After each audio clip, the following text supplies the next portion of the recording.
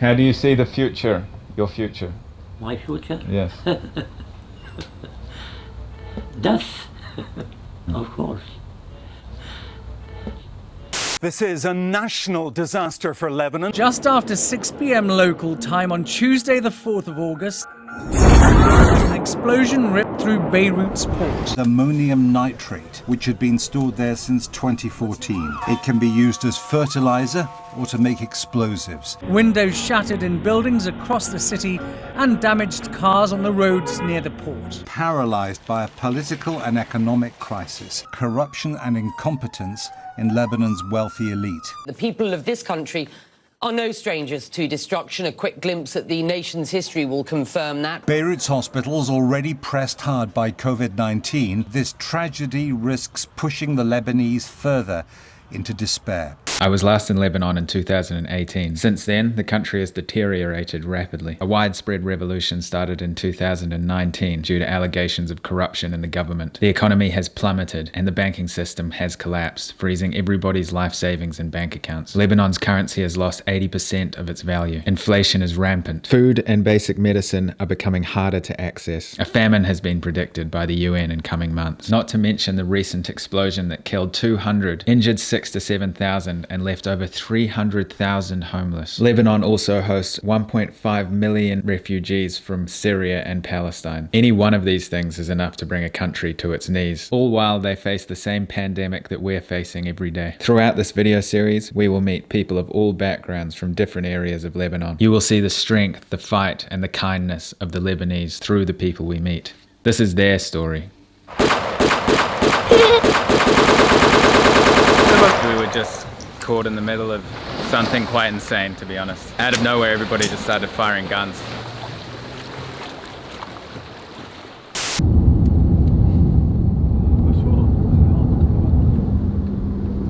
So welcome to another day in Beirut, Lebanon, the site of the recent explosion. It was much worse at the beginning of the explosion.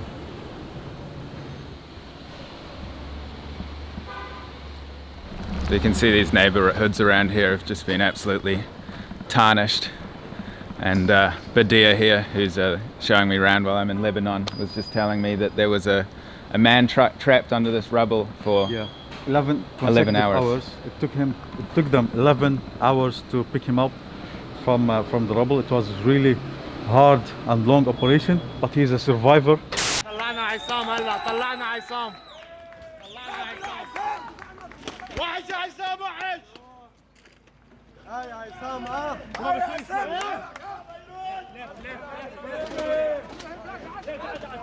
So you can see up here there's some candles up there in the bathroom, air conditioning unit hanging down with a painting behind it, and just this whole house has just fallen into itself.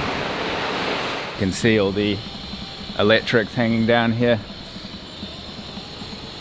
the lights there. It's obviously the entrance to somebody's home. So it's a very precarious area around here. These buildings are on the brink of collapse. Huge cracks throughout them all.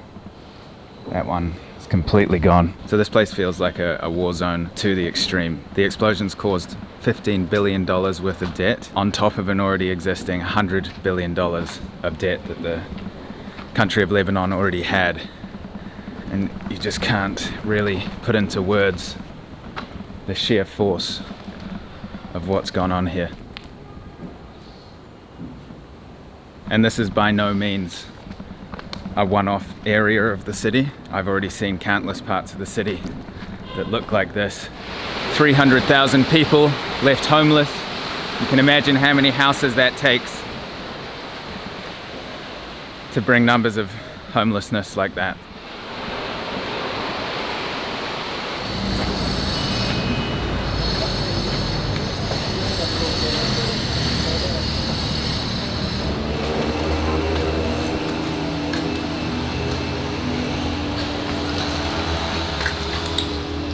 You can just see all the windows blown up from that explosion, which had the impact of a 4.5 magnitude earthquake coming from the port area, maybe a kilometer or so that direction. and all the force and the debris just shooting up the streets. Felt by millions in Lebanon. Blasts that shook a city.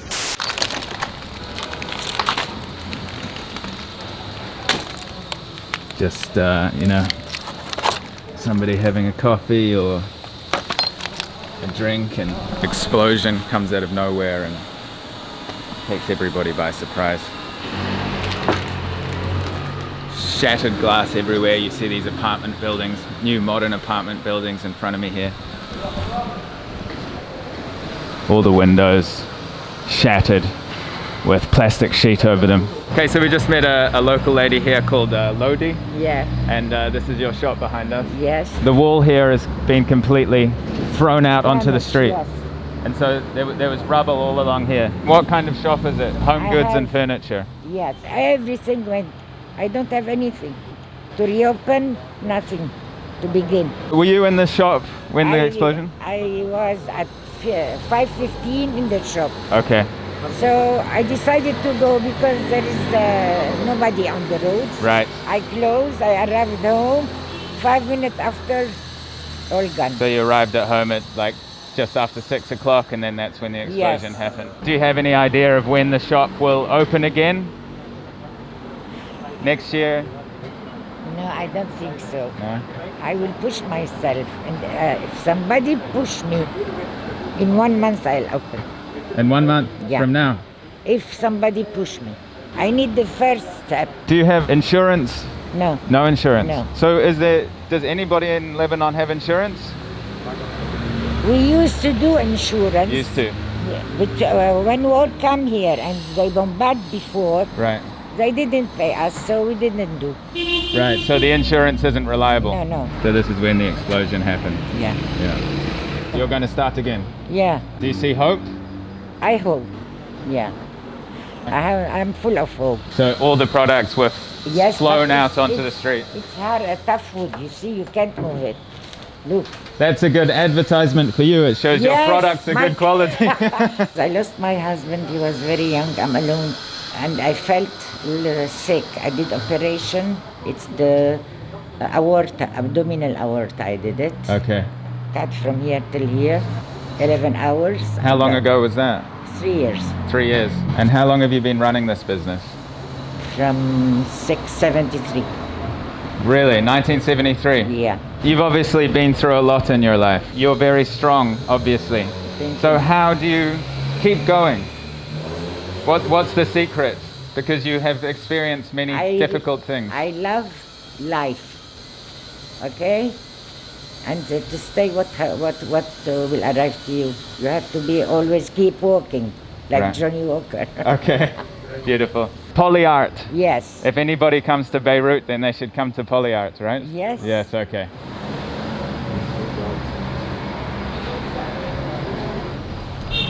So all these bags here are full of rubble, and so you can just imagine the sheer amount of work it takes for people to clean up here.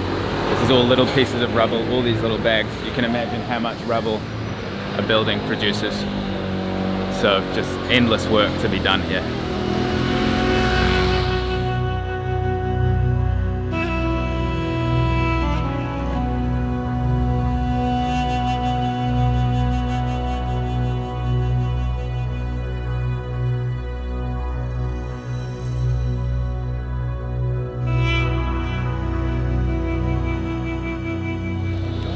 Okay, so we've just come down the road from that neighborhood that you just saw, that absolutely demolished neighborhood. And this is where elderly people come to get treatment for chronic illnesses like diabetes and heart issues.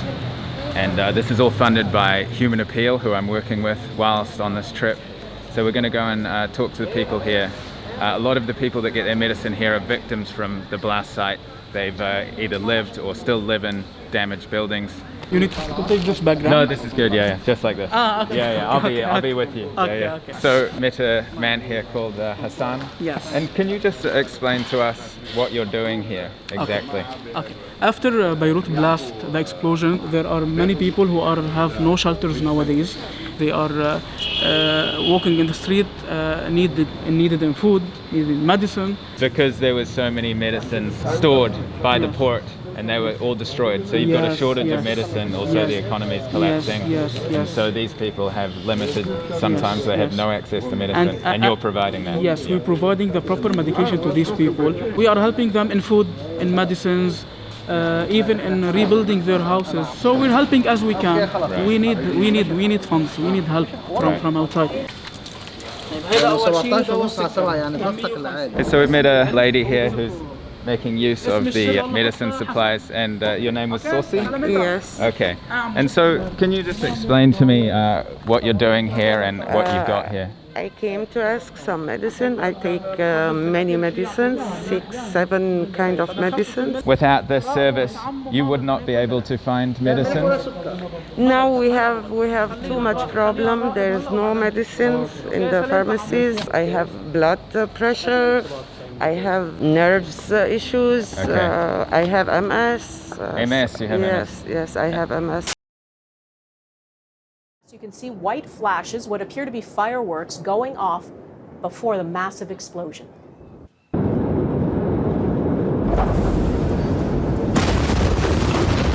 Were you in Beirut during the explosion on 4th of August? Yes. And were you in the city center or were you? I was here in Ashrafiyeh. Okay, so you were definitely felt every part of it. You were quite close. Oh my God, it was horrible. Can you just describe to me what you were doing and what happened exactly? I was just sitting watching the TV, and I just remember that I start to shout and cry and look, my children, where are they? And it was horrible. Look, when I speak, This program here, would you say that it's helping to save a lot of lives? Of course, of course. It's Okay. very helpful. Everything, the whole associations that they are doing this kind of thing, the people need everything you cannot imagine. Everyday things that maybe I take for granted, things that Lebanese people are in dire need of. Yeah. Yeah, okay. Well, I wish you all the best. Thank Okay, you so thank much. Thank you. Good luck. Okay, so I've just come into this empty church here and I just met the councillor of the church. This door here, each side of the door weighs 400 kilograms, so in total it's almost equaling a ton. And that door, during the explosion, ended up right over here. So that just signifies the force. It's not just that there's a lack of money to get the medicine. On top of that, there's a shortage of the medicine. So what they do here with this clinic and clinics like it around the city is they help to access that medicine and get the medicine that these people literally need to survive. $10 will supply one of these people with medicine for roughly 10 days. So if you donate $10, that'll give medicine to a woman like Saucy for 10 days. It does go a long way here in Beirut where things are, beyond comprehension.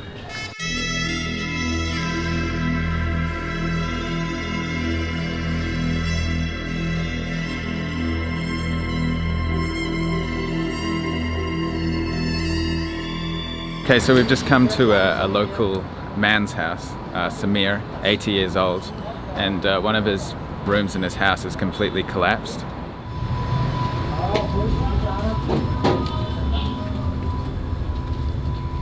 Salam.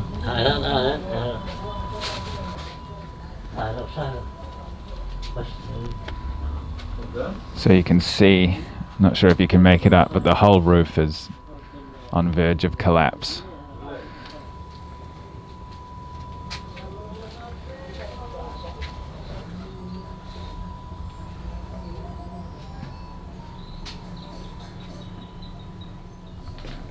Bathroom here. See, all the roof is collapsing here. This is my business card. my visit card. Shukran. Okay, so we're here with Samir. And Samir, how long have you lived in this house? How many years living in this house? 10 years. 10 years. So you were in this house when the explosion happened? No, I was outside. Outside? Yeah. And what did you feel? I fell down. Fell down. And are you okay? Any injury? And I have Knee? I feel pain in my Right. knee. Yes. Do you have family? I have my woman is dead. I have children in Canada, Australia, America.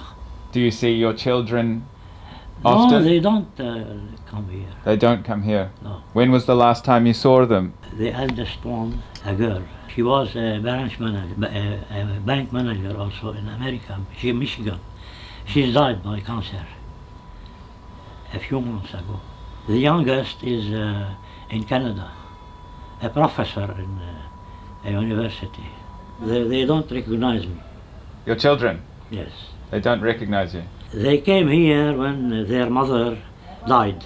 They told me I have to get married in order not to stay alone. I told them I don't want. After 5 years, they repeated this. I accepted at the end. They brought me another woman, and we get married. When I had this small daughter, she is now 24 years. Yes, they got angry and went away without looking back. Sorry to hear that. Do you like living in Lebanon? No. You don't like living in Lebanon? No. It is very bad to live here. I'll tell you this after all my life. No retirement at all. Seeing as there's no retirement funds, it's important for you to receive help from outside. I receive? Yeah.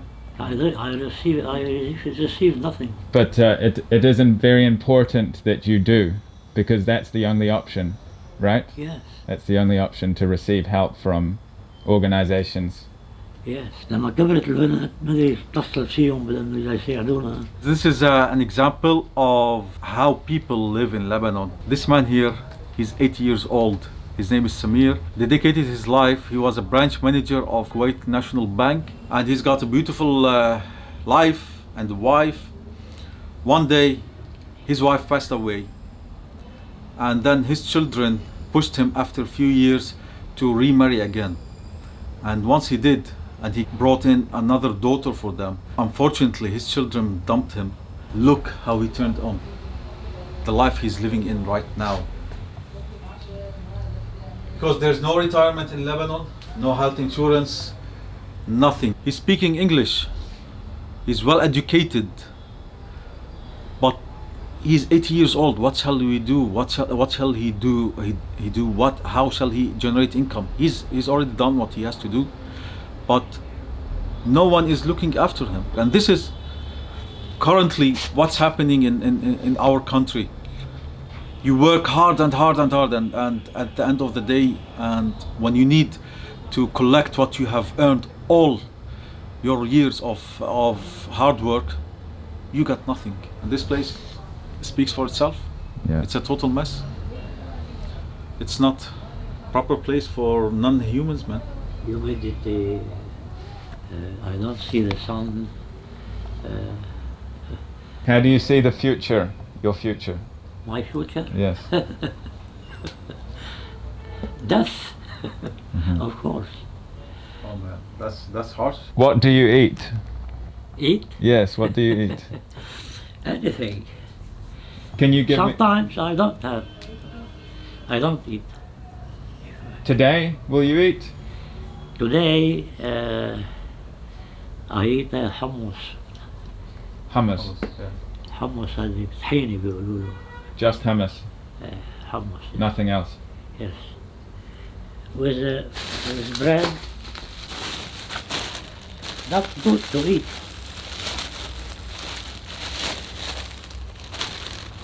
أحوى في عليه عطر. وكل الجيران ما حدا بيعرفه. All bread.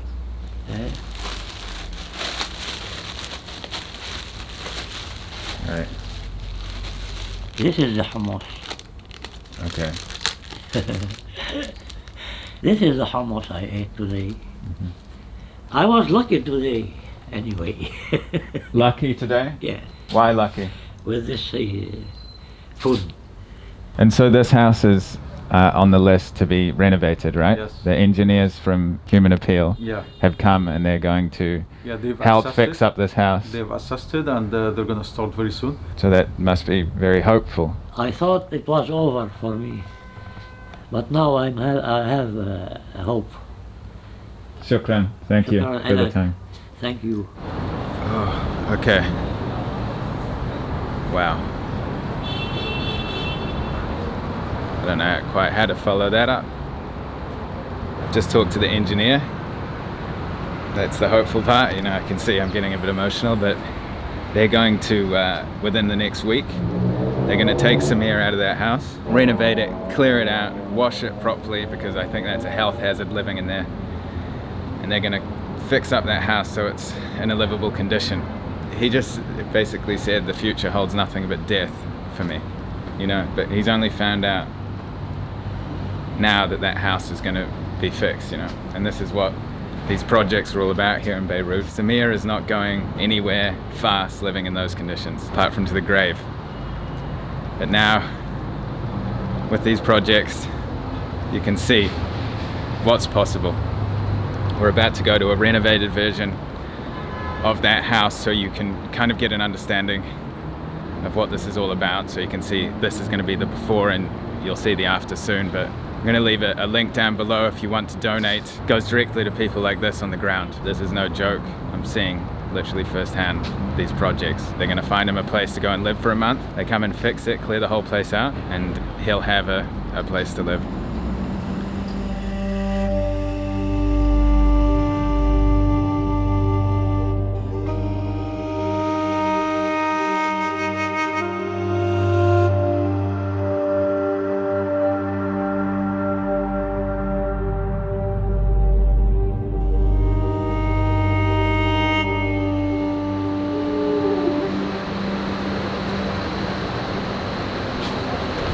So we've just arrived at another building. We're going to see an apartment that's been fixed up. You can see obviously the outside's still a mess. It's all been damaged. See the windows, completely shattered windows, the frames, and obviously the glass. But we're going to head up, and this is where you'll really see the impact of the projects here.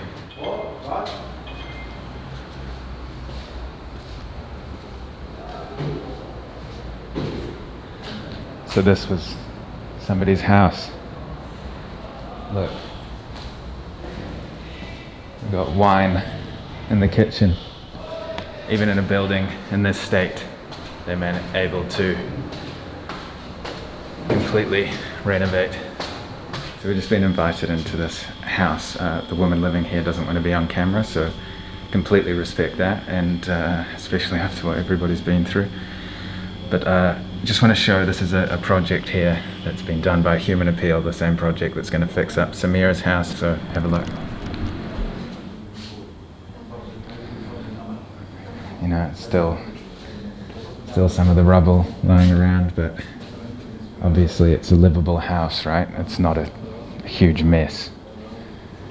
Very nice of them to let us into their home to show. It's quite powerful to see, to walk into a building like this, which is completely blown out. You've seen coming up the stairs. You would never imagine to see a house like this.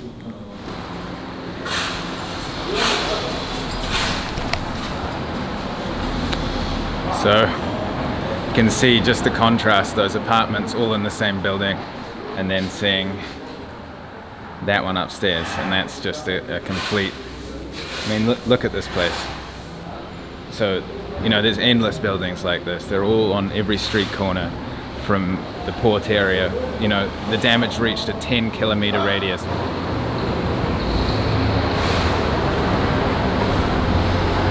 You really don't have to look far to find this kind of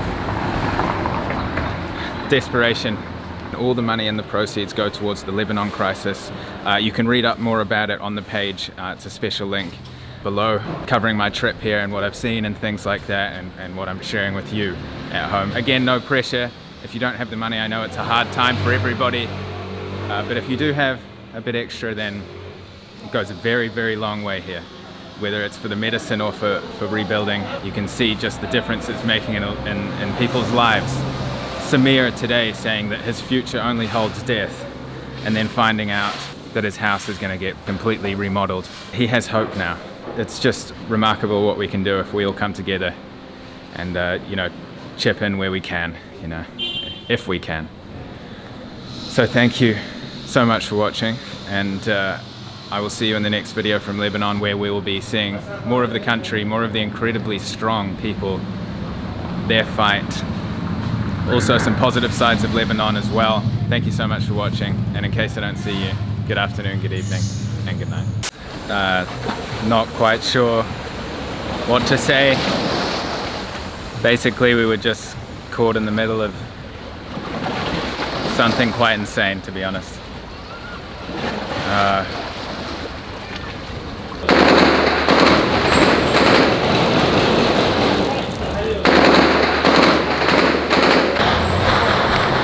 And so how often would people just start firing in the air, hitting buildings, burst pipes, spitting out water on the ground? Like, is this a frequent thing?